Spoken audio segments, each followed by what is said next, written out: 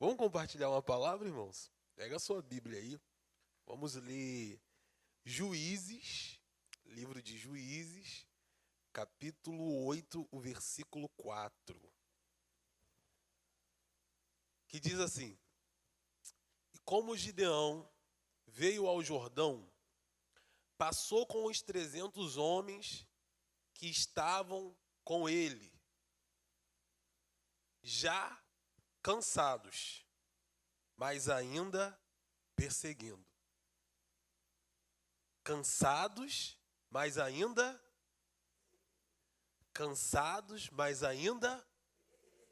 Vamos lá?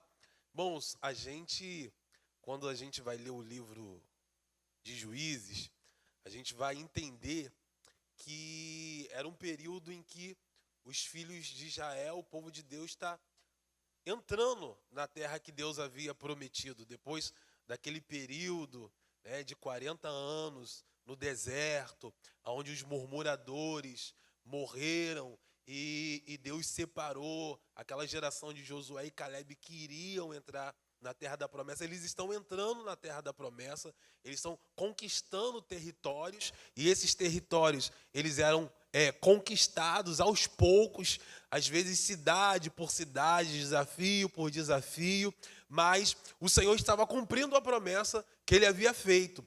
Só que Deus havia dado um direcionamento, Deus havia dado uma ordem para eles, que quando eles entrassem na terra, eles não poderiam fazer alianças com as pessoas que estavam ali, os povos tinham que ser exterminados, e eles tomariam os territórios, e eles pegariam as cidades, e Deus os abençoaria. Porém, o que eles fazem? Eles começam a se misturar com as pessoas que Deus havia dito para que eles não fizessem alianças. Então, eles vão passar por um período em que eles vão ficar como numa gangorra, né? Uma hora eles estavam espiritualmente falando e se relacionando com Deus, e outra hora eles estão lá embaixo. Quando isso acontecia? Quando as coisas estavam bem, as coisas estavam fluindo, as portas estavam abrindo, o negócio estava bom, a coisa estava boa. O que eles faziam com Deus? Não precisamos de Deus. Deus, depois a gente conversa, obrigado, de nada, passa bem. Mas, o que acontecia? Deus permitia e Deus os entregava, texto que diz que Deus os entregava na mão dos inimigos. E às vezes eles passavam anos na mão dos inimigos. Aí vai dizer que então os filhos de Israel clamavam ao Senhor. Aí o Senhor levantava um libertador. E você vai ver vários libertadores. Então, Deus permitia, eles viravam as costas para Deus, Deus permitia ou entregava eles na mão dos inimigos, e eles começavam a ficar em aperto, e nesse aperto, às vezes eles se voltavam para Deus, e aí quando eles se voltavam para Deus, Deus os abençoava.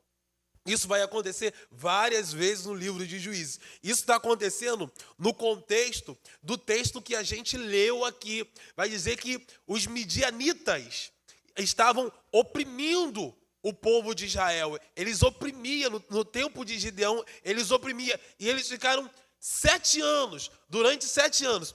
Vai dizer, Rayane, que o povo de Deus, sabe o que eles fizeram? Eles começaram a se adaptar ao caos.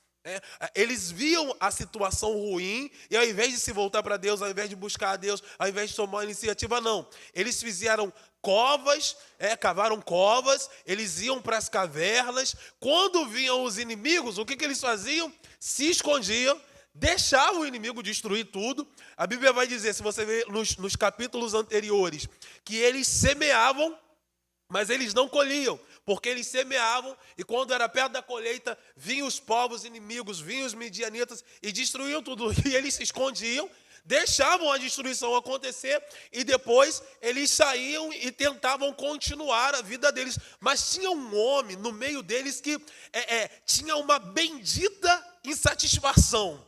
Ele não estava conformado com a destruição, ele não estava conformado com o caos.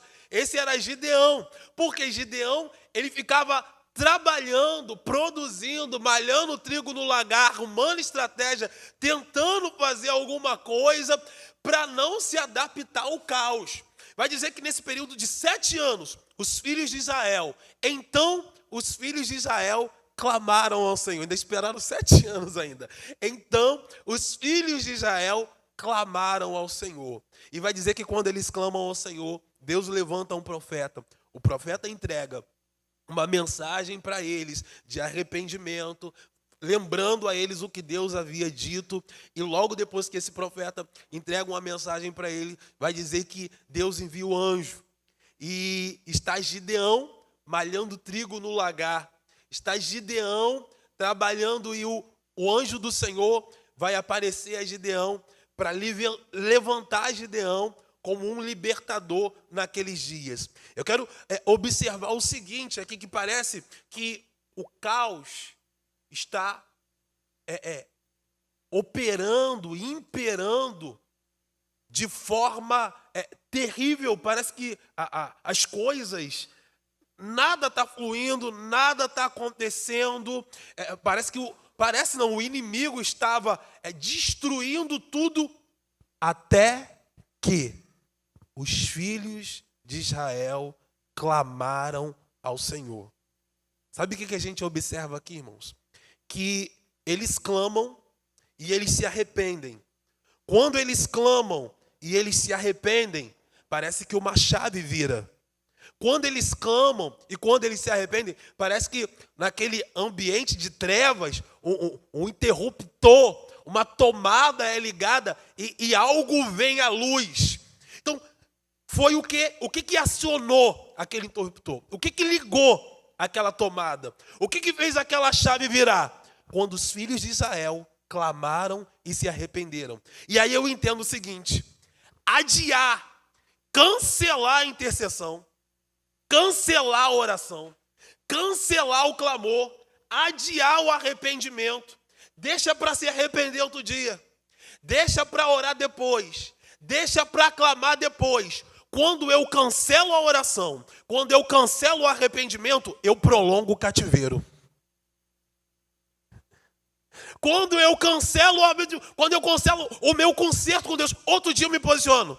Outro dia eu tomo uma posição, outro dia eu atendo o chamado, outro dia eu oro, outro dia eu jejuo, outro dia eu busco, outro dia eu clamo. Enquanto eu estou cancelando o meu quebrantamento e a minha volta para Deus, eu estou prolongando, eu estou falando para o inimigo assim. Quando eu digo assim, eu não me arrependo, quando eu digo eu não vou orar, eu não vou buscar, é o mesmo que dizer, pode agir, inimigo, pode fazer, você tem legalidade, você pode atuar a hora que você quiser, o tempo que você quiser, mas quando nós nos posicionamos para nos arrepender, para buscar, para clamar, uma chave é virada, o céu é aberto e o cativeiro é quebrado no nome de Jesus.